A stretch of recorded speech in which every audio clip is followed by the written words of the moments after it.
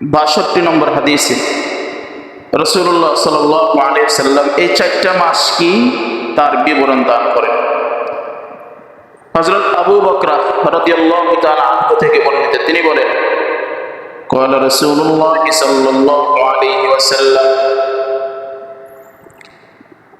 إن الزمان قد استدار كهيئته يوم خلق السماوات والأرض منها أربعة حرم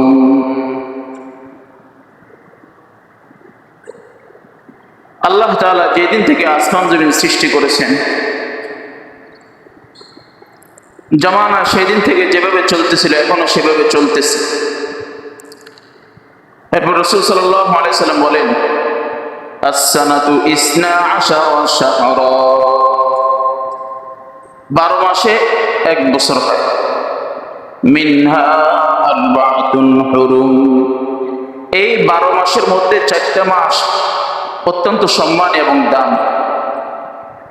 সালাসুন মুতাওয়ালিয়াত, এই 4টা মাসের মধ্যে 3টা মাস হলো ধারাবাহিক। যুল কআদা ওয়া যুল হিজ্জা ওয়া মুহররম, একটা হলো যুলকদ মাস, আর একটা হলো যুলহজ মাস, আর একটা হলো মুহররম মাস। 4 নম্বর কি? রাসূল বলেন 4 নম্বর মাস হলো রজব মাস। তাহলে এই হাদিসের মধ্যে, আয়াতের মধ্যে আল্লাহ তাআলা শুধুমাত্র 4টা মাসের কথা বলছেন, মাস 4টার নাম উল্লেখ নাই। হাদিসে রাসূলুল্লাহ সাল্লাল্লাহু আলাইহি ওয়াসাল্লাম 4টা মাসের কথা বলে দিয়েছেন, যুলকআদা, যুলহিজ্জা, মুহররম এবং রজব। এই 4টা মাস অত্যন্ত দামি মাস। তাহলে আমরা জানতে পারলাম যে সম্মানিত মাসের মধ্যে একটা মাস হলো জিলহজ মাস। আজকে হলো জিলকদ মাসের 29 তারিখ। আগামী মাস যেটা আসতেছে এটা হলো অত্যন্ত দামি এবং মর্যাদাপূর্ণ মাস। এই মাসটা দামি হওয়ার আরেকটা কারণ হলো এই মাসে হাজিগণ হজ আদায় করে থাকেন। ইসলামের মূল যেই ভিত্তি 5টি, রোকন 5টি, তার মধ্যে একটি হলো হজ। এই গুরুত্বপূর্ণ হজ আদায় হয় জিলহজ মাসে। যদিও নাকি হজের আরো মাস আছে, সেগুলো হলো প্রস্তুতির জন্য, কিন্তু মূল হজের কাজ হলো জিলহজ মাস। এই হজের কাজ যেহেতু জিলহজ মাসে সম্পাদন হয়, এই জন্য জিলহজ মাসের আলাদা একটা ফজিলত রয়েছে, আলাদা একটা মর্যাদা রয়েছে। সূরা বাকারার 197 নম্বর আয়াতে আল্লাহ তাআলা বলেন, আল হাজ্জু আশহুরুম মা'লুমাত ফামান ফারাদা ফীহিন্নাল হাজ্জ ফালা রাফাসা ওয়ালা ফুসুকা ওয়ালা জিদালা ফিল হজ, নির্দিষ্ট কয়েক মাসে হজ পালন করা হয়। এই নির্দিষ্ট কয়েক মাসের অন্যতম মাস হলো জিলহজ মাস। এই জিলহজ মাসে যেহেতু হজ পালন হয়, এই জন্য এই জিলহজ মাসটা অত্যন্ত দামি মাস। জিলহজ মাস দামি হওয়ার আরেকটা কারণ হলো কোরবানির মতো অত্যন্ত মর্যাদাপূর্ণ একটা ইবাদত এই জিলহজ মাসে সম্পাদন করা হয়। জিলহজ মাসে কোরবানিও করা হয়। কোরবানির অনেক ফজিলত রয়েছে, এবং যাদের উপরে কোরবানি করার সামর্থ্য যাদের আছে, এরা যদি কোরবানি না করে, রাসূল খুব ধমক দিয়েছে। রাসূল বলেন, قال رسول الله صلى الله عليه وسلم من وجد ساعة ولم يضحي فلا يقربن مصلانا, রাসূল বলেন, যার সামর্থ্য আছে কোরবানি করা অথচ সে কোরবানি করলো না, ফালা ইয়াকরাবান্না মুসাল্লানা, সে যাতে আমার ঈদগাহের কাছে দাঁড়িয়েও না। তাহলে জিলহজ মাস দামি হওয়ার 3টা কারণ বর্ণনা করলাম। 1 নম্বর কারণ হলো আল্লাহ তাআলা এই মাসটাকে দামি হিসেবে ঘোষণা করছেন। 2 নম্বর কারণ, জিলহজ মাসে হজ সম্পাদন করা হয়। 3 নম্বর, জিলহজ মাসে কোরবানি করা। এই সমস্ত কারণে জিলহজ মাসের দাম খুব বেশি। এই জিলহজ মাসের বিশেষ করে প্রথম 10 দিন এর ফজিলত অনেক বেশি। পুরো জিলহজ মাস তো ফজিলতপূর্ণ, এর মধ্যে প্রথম 10 দিনের ফজিলত অনেক বেশি। কেন প্রথম 10 দিনের ফজিলত অনেক বেশি? 1 নম্বর কারণ, আল্লাহ তাআলা এই 10 দিনের শপথ খেয়েছেন কুরআনুল কারীম। আল্লাহ তাআলা যার শপথ খান সেটা দামি হয়, দামি জিনিস হয়। সূরা ফজরের মধ্যে আল্লাহ তাআলা বলেন, ওয়াল ফাজর ওয়া লায়ালিন আশর ওয়াশ-শাফঈ ওয়াল ওয়াতর। এই সূরার মধ্যে আল্লাহ তাআলা বলেন ওয়াল ফাজর ওয়া লায়ালিন আশর, 10 রাত্রের শপথ। মুসনাদ আহমদের মধ্যে রওয়ায়াত আসছে। এই আশর দ্বারা উদ্দেশ্য হলো আল আশরু মিন যিল হজ্জা, যিল হজ্জার প্রথম 10 দিন উদ্দেশ্য। ওয়াশ-শাফঈ ওয়াল ওয়াতর, জোড় এবং বিজোড়ের আল্লাহ তাআলা শপথ করছে। জোড় দ্বারা উদ্দেশ্য হলো কোরবানির দিন, ওয়াল ওয়াতর আর বিজোড় দ্বারা উদ্দেশ্য হলো ইয়াউমে আরাফা, জিলহজ মাসের 9 তারিখ উদ্দেশ্য। তাহলে জিলহজ মাসের প্রথম 10 দিনের ব্যাপারে আল্লাহ তাআলা পবিত্র কোরআনুল কারীমের শপথ খেয়েছেন। এই জন্য এই 10 দিন অত্যন্ত দামি এবং ফজিলতপূর্ণ। দ্বিতীয় নম্বর, জিলহজ মাসের প্রথম 10 দিন এর ফজিলত অনেক বেশি হওয়ার তৃতীয় নম্বর কারণ হলো রাসূলুল্লাহ সাল্লাল্লাহু আলাইহি সাল্লাম জিলহজ মাসের প্রথম 10 দিনকে দুনিয়ার সকল দিন থেকে শ্রেষ্ঠ বলে ঘোষণা দিয়েছে। সহিহুল জামি' একটা হাদিসের কিতাব, এর মধ্যে 1133 নম্বর হাদিসে বর্ণনাটি আসছে। হযরত জাবের রাদিয়াল্লাহু তাআলা আনহু থেকে বলেন, তিনি বলেন قال رسول الله صلى الله عليه وسلم أفضل أيام الدنيا أيام العشر। রাসূল বলেন দুনিয়ার মধ্যে যত দিন আছে এই দিনগুলোর মধ্যে সবচেয়ে শ্রেষ্ঠ দিন হলো জিলহজ মাসের প্রথম 10 দিন। তো রাসূল যেহেতু শ্রেষ্ঠ ঘোষণা দিয়েছেন, এই জন্য জিলহজ মাসের প্রথম 10 দিন অত্যন্ত দামি। 3 নম্বর, অন্য এক হাদিসে রাসূলুল্লাহ সাল্লাল্লাহু আলাইহি সাল্লাম বলেন এই 10 দিনে যে আমলগুলো করা হবে এই আমলগুলো আল্লাহ তাআলার কাছে সর্বশ্রেষ্ঠ এবং অত্যন্ত দামি, খুব দ্রুত কবুল হয়ে যায়, অত্যন্ত প্রিয় আল্লাহ তাআলার কাছে 10 দিনের আমল। সহিহুল বুখারীর 969 নম্বর হাদিস, 969 নম্বর হাদিস। এই হাদিসের মধ্যে রাসূলুল্লাহ সাল্লাল্লাহু আলাইহি সাল্লাম বলেন মা মিন আইয়ামিন আল আমালুস সালিহু ফিহা আহাব্বু ইলাইহি মিন হাযিহিল আইয়াম ইয়ানি আইয়ামুল আশর।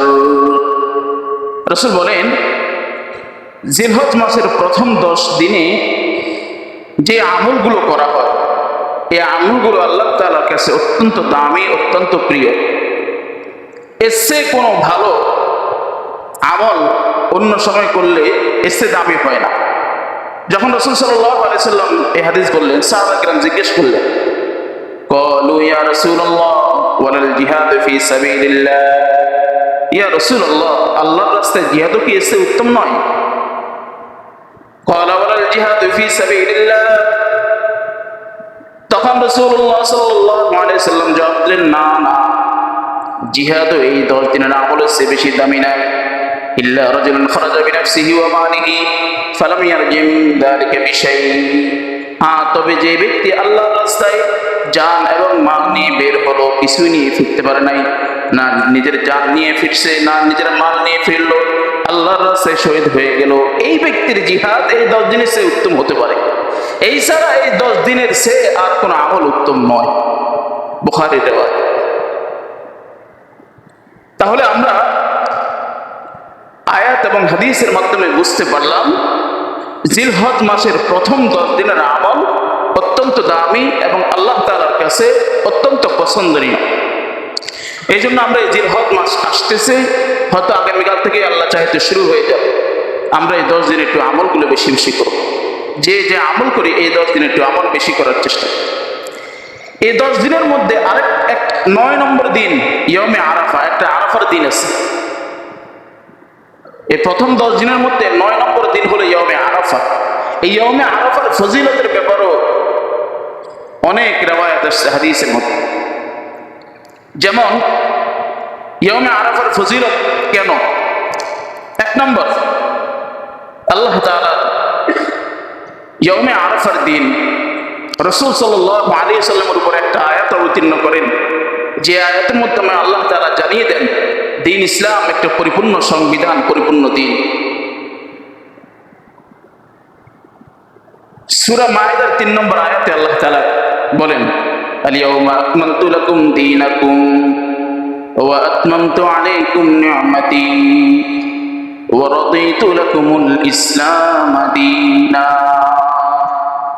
আল্লাহ বলেন, আল-ইয়াওমা আকমালতু লাকুম, আজ আমি তোমাদের জন্য তোমাদের দ্বীনকে পরিপূর্ণ করে দিয়েছি। ওয়া আতমামতু আলাইকুম নি'মাতি, তোমাদের উপর আমি আমার নিয়ামতকে পরিপূর্ণ করে দিয়েছি। ওয়া রাদিতু লাকুমুল ইসলাম দীনা, দ্বীনকে তোমাদের জন্য আমি মনোনীত একটা ধর্ম হিসেবে নির্বাচন করেছি।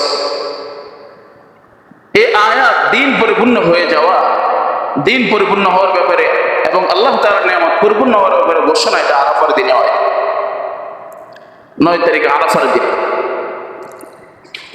একবার সহিহ বুখারীর riwayate আসছে, ওমর রাদিয়াল্লাহু তাআলা আনহু থেকে বর্ণিত, তিনি বলেন যে একবার একজন ইহুদি আমার কাছে এসে বলতেছে, হে ওমর, তোমরা তোমাদের কিতাবে একটা আয়াত তেলাওয়াত করো, এই আয়াতটা যদি আমাদের উপর অবতীর্ণ হতো, ইহুদি জাতির উপর, আমাদের উপরে, তাহলে আমরা এই দিনটাকে ঈদের দিন বানায় নিতাম, আনন্দের দিন বানায় নিতাম।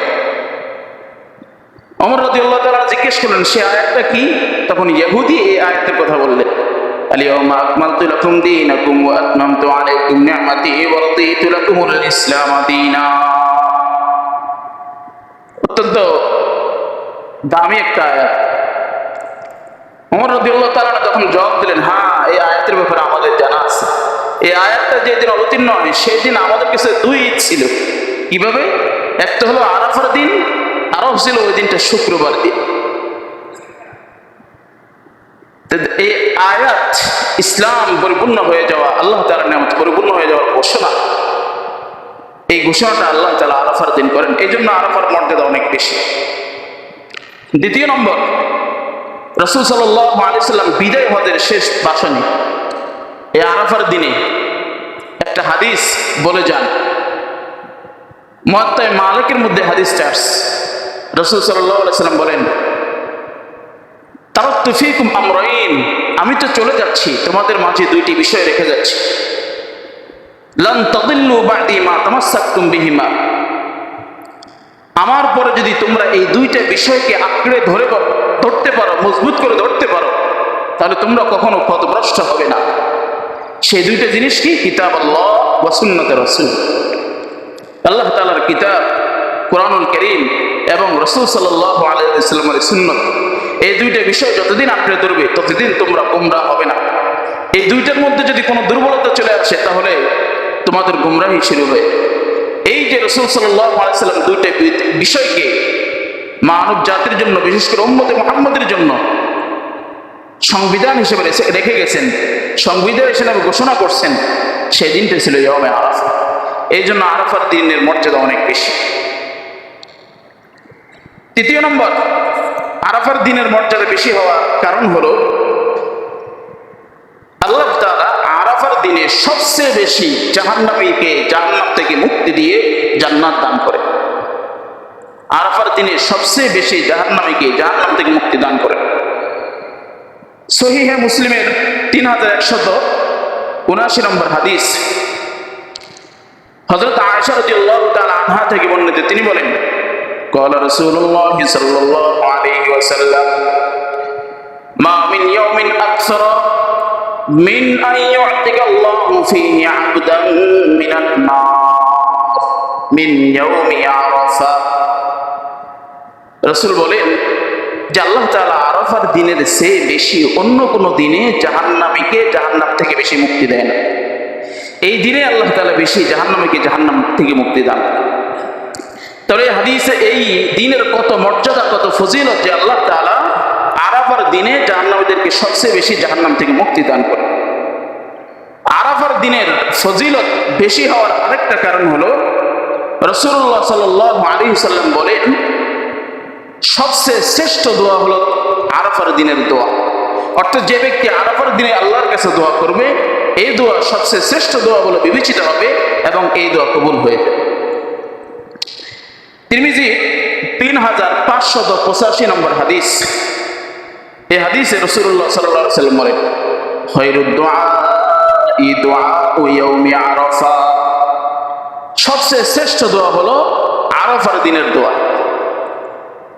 এরপর রাসূলুল্লাহ সাল্লাল্লাহু আলাইহি সাল্লাম বলেন, ওয়া খায়রু মা কুলতু আনা ওয়ান নাবিয়্যুনা ক্বাবলি লা ইলাহা ইল্লাল্লাহু ওয়াহদাহু লা শারীকা লাহু লাহুল মুলকু ওয়া লাহুল হামদু ওয়া হুয়া আলা কুল্লি শাইইন কাদির। আর দোয়ার মধ্যে উত্তম দোয়া যেটা আমি এবং আমার পূর্বের নবীরা করেছিলেন, সে দোয়াটা হলো এই, লা ইলাহা ইল্লাল্লাহ ওয়াহদাহু লা শারীকা লাহু লাহুল মুলকু ওয়া লাহুল হামদ ওয়া হুয়া আলা কুল্লি শাইইন কাদির। এই দোয়া প্রায় অনেকেই করে, লা ইলাহা ইল্লাল্লাহ ওয়াহদাহু লা শারীকা লাহু লাহুল মুলকু ওয়া লাহুল হামদু ওয়া হুয়া আলা কুল্লি শাইইন কাদির। অনেকে এই দোয়াটা পারেন, এই জন্য এই কয়েকদিনে বেশি বেশি এই দোয়াটা পড়বেন ইনশাআল্লাহ। বিশেষ করে আরাফার দিনে আমরা এই দোয়াটা বেশি বেশি পড়ব। আল্লাহ তাআলা আমাদেরকে এই দোয়াটা বেশি বেশি পড়ার তৌফিক দান করুন। আরাফার দিন শ্রেষ্ঠ দিন হওয়ার পিছনে আরেকটি কারণ হলো, রাসূলুল্লাহ সাল্লাল্লাহু আলাইহি সাল্লাম বলেন, আরাফার দিনের রোজা 2 বছরের গুনাহ মাফ করে দেয়, আগের বছরের এবং পরের বছরের। আরাফার দিনে যদি কোনো ব্যক্তি রোজা রাখে, তাহলে আল্লাহ তাআলা রোজার বিনিময়ে তার 2 বছরের গুনাহ মাফ করে দিবেন। তিরমিজি 749 নম্বর হাদিস, قال رسول الله صلى الله عليه وسلم صيام يوم عرفة أحتسب على الله أن يكفر السنة التي قبله والسنة التي بعده। রাসূলুল্লাহ সাল্লাল্লাহু আলাইহি ওয়াসাল্লাম বলেন, কোন ব্যক্তি যদি আরাফার দিনে রোজা রাখে, আমি আশাবাদী আল্লাহ তাআলা এই রোজার বিনিময়ে তার আগের 1 বছরের গুনাহ এবং পরের 1 বছরের গুনাহ মাফ করে দিবে। ইবনে মাজাহ 1731 নম্বর হাদিস, এই হাদিসে বলেন, قال رسول الله صلى الله عليه وسلم من صام يوم عرفة غفر له ذنب سنتين متتابعتين। কোন ব্যক্তি যদি আরাফার দিনে রোজা রাখে, আল্লাহ তাআলা ধারাবাহিক তার 2 বছরের গুনাহ মাফ করে দিবে, অর্থাৎ আগের বছর এবং পরের বছর। আরো হাদিস আছে এই ব্যাপারে, এই জন্য আমরা এই কাজটা করার চেষ্টা করব। তো যাই হোক, এই 5টা কারণ বর্ণনা করলাম, যে 5টা কারণ বা যে 5টা বিষয়ের মাধ্যমে আমরা জানতে পারলাম যে আরাফার দিনের ফজিলত, আরাফার দিনের মর্যাদা আল্লাহর কাছে অনেক অনেক বেশি। তাহলে আমরা এই পর্যন্ত জানলাম জিলহজ মাসের ফজিলত, তারপরে জিলহজ মাসের বিশেষ করে প্রথম 10 দিনের ফজিলত, এবং বিশেষ করে আরাফার দিনের ফজিলত। এই দিনগুলোর ফজিলত আল্লাহ তাআলার কাছে খুব বেশি, অনেক অনেক বেশি। এখন আমরা এই জিলহজ মাস যখন আসবে, এই 10 দিনের ফজিলত এত বেশি জানলাম, আমরা কি আমল করবো এই 10 দিন? জিলহজ মাসের প্রথম 10 দিনের আমল, 1 নম্বর, জিলহজ মাসের প্রথম 9 দিন, ঈদের দিন তো রোজা রাখা নিষেধ। 10 জিলহজ হলো কোরবানির ঈদ, প্রথম 9 দিন, এই 9 দিন রাসূলুল্লাহ সাল্লাল্লাহু আলাইহি সাল্লাম রোজা রাখতেন। 9 দিন ধারাবাহিক রোজা রাখতেন রাসূল সাল্লাল্লাহু আলাইহি সাল্লাম। তাহলে আমরা সেই হিসেবে 1 নম্বর আমল পাইলাম যে জিলহজ মাসের প্রথম 10 দিন যারা পারবো, যাদের সামর্থ্য আছে, কোনো কষ্ট হবে না বা কোনো পরিশ্রম নাই, আমরা এই রোজাগুলো রাখবো, পারবো না ইনশাআল্লাহ? তিরমিজি নাসাইর 2417 নম্বর হাদিস, এই হাদিস রাসূল সাল্লাল্লাহু আলাইহি সাল্লামের কোন এক স্ত্রী থেকে বর্ণিত। তিনি বলেন, আন্না নবী সাল্লাল্লাহু আলাইহি ওয়াসাল্লাম কানা ইয়াসুমু 9 মিন দিল হজ্জা ওয়া ইয়াউম আশুরা ওয়া 3 আইয়ামিন মিন কুল্লি শাহর। তিনি বলেন যে রাসূলুল্লাহ সাল্লাল্লাহু আলাইহি সাল্লামের আদত ছিল, রাসূল সাল্লাল্লাহু আলাইহি সাল্লাম জিলহজ মাসের প্রথম 10 দিনের রোজা রাখতেন, 9 দিনের রোজা রাখতেন, আশুরার দিন আসলে তিনি রোজা রাখতেন, এবং প্রতি মাসের 3 দিনে রাসূল সাল্লাল্লাহু আলাইহি সাল্লাম রোজা রাখতেন। তো 1 নম্বর আমল আমরা পাইলাম, জিলহজ মাসে আমরা কি রাখবো? রোজা রাখবো ইনশাআল্লাহ। জিলহজ মাসের এই প্রথম 9 দিন আমরা রোজা রাখার চেষ্টা করব। বিশেষ করে যদি 9 দিন লাগাতার রোজা নাও রাখতে পারি, বিশেষ করে আরাফার দিনের রোজাটা ইনশাআল্লাহ কেউ মিস দিব না, পারবো না ইনশাআল্লাহ? একটা রোজা তো রাখতে পারি। এই রোজার ফজিলত একটু আগে বর্ণনা করলাম যে রাসূল সাল্লাল্লাহু আলাইহি সাল্লাম বলেন, আরাফার দিনে যদি কোনো ব্যক্তি রোজা রাখে, তাহলে এই রোজার বিনিময়ে আল্লাহ তাআলা তার আগের এবং পিছের 2 বছরের পরের, আগের পরের 2 বছরের গুনাহ মাফ করে দেয়। এই জন্য আমরা যদি লাগাতার 9 দিন রোজা নাও রাখতে পারি, কমপক্ষে আরাফার দিনের রোজা ইনশাআল্লাহ কেউ মিস করব না। হাদিসের মধ্যে আসছে ইয়মে আরাফা, আরাফার দিন। আর আরাফার দিন হলো 9 তারিখ, কথাটা খেয়াল করবেন। হাদিসে আসছে ইয়মে আরাফা, আরাফার দিন। আর আরাফার দিন হলো জিলহজ মাসের 9 তারিখ। অতএব যেই দেশে যখন 9 তারিখ হয় সেই দেশে সেই দিন হলো ইয়মে আরাফা। হাদিসে ইয়মে আরাফা বলছে আরাফার দিন, আর আরাফার দিন হলো জিলহজের 9 তারিখ। অতএব যেই দেশে যেই দিন 9 তারিখ হবে ওই দেশে ওই দিন হলো আরাফার দিন। এই দিনটা আরাফার মাঠের সাথে সম্পৃক্ত না। হাজিরা আরাফার মাঠে অবস্থান করে, তাই আমাকে ওই দিন রোজা রাখতে হবে না। আরাফার মাঠের সাথে আমলের সম্পর্ক না, আরাফার দিনের সাথে। হাদিসে দিনের কথা আসছে। আর আরাফার দিন হলো জিলহজের 9 তারিখ। এটা খুব খেয়াল রাখবো। 2 নম্বর, আমরা জিকির করব, বেশি বেশি করে জিকির করা। আর যিকরু ওয়াত তাসবিহ, আমরা এই 10 দিনে বেশি বেশি করে আল্লাহ তাআলা জিকির করব, আল্লাহ তাআলার নামের জিকির করব। বিভিন্ন জিকিরের যে শব্দগুলো আছে এগুলো বেশি বেশি পড়ব। সূরা হজের 28 নম্বর আয়াতে আল্লাহ তাআলা বলেন, ওয়াযকুরু ইসমাল্লাহি ফি আইয়ামিন মা'লুমাত, তোমরা নির্দিষ্ট কয়েকটা দিনে আল্লাহ তাআলার জিকির করো। তো নির্দিষ্ট কয়েকটা দিন কি, এই ব্যাপারে মুফাসসিরিনে কিরামের থেকে 2 ধরনের রিওয়ায়াত পাওয়া যায়। একটা হলো জিলহজ মাসের এই প্রথম 10 দিন, আরেকটা হলো আইয়ামে তাশরিকের যে 3 দিন আছে, সেই 3 দিনে বেশি বেশি আল্লাহ তাআলার জিকির আদায় করা। সহিহুত তারগীবের 1248 নম্বর হাদিস। এই হাদিসের মধ্যে রাসূলুল্লাহ সাল্লাল্লাহু আলাইহি ওয়াসাল্লাম বলেন, মা মিন আইয়ামিন আ'যামা ইনদাল্লাহি ওয়া লা আহাব্বা ইলাইহি মিনাল আমালি ফীহিন্না মিন হাযিহিল আইয়াম।